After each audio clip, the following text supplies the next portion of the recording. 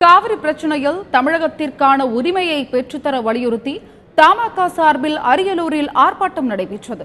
அரியலூர் பேருந்து நிலையம் அருகில் நடைபெற்ற இந்த ஆர்ப்பாட்டத்திற்கு தமாக தலைவர் ஜி.கே. வாசன் தலைமை தாங்கினார்.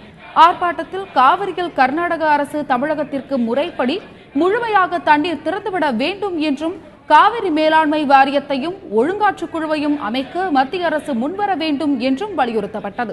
தமிழக அரசு அனைத்து கட்சி கூட்டத்தை கூட்டி பிரதமரையும் குடியரசுத் தலைவரையும் சந்தித்து காவிரி பிரச்சனையில் தமிழகத்திற்கான உரிமையை பெற்றுத்தர வலியுறுத்தி முழக்கங்கள் எழுப்பப்பட்டது. மத்திய அரசு மோடி அரசு, மத்திய அரசு மோடி அரசு, மதித்திடு மதித்திடு, உச்சநீதிமன்ற தீர்ப்பை மதித்திடு. கர்நாடக அரசு காங்கிரஸ் அரசு, கர்நாடக அரசு காங்கிரஸ் அரசு. மத்திய அரசு தன்னுடைய நடுநிலையை தவறி அரசியல் காரணங்களுக்காக கர்நாடக அரசுடைய அரசியல் லாபத்திற்காக தமிழக விவசாயிகளுடைய நீண்ட நாள் எதிர்பார்ப்பான காவிரி மேலாண்மை வாரியம் அமைப்பதற்கே தடங்கலாக இருக்கிறது.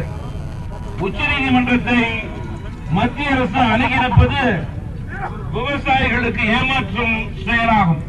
எனவே காங்கிரஸ் தலைமையிலான கர்நாடக அரசும் பிஜேபி தலைமையிலான மத்திய அரசும் டெல்டா பகுதி விவசாயிகளுக்கு துரோகம் விளைக்கிறது என்று நான் குறிப்பிட விரும்புகிறேன்.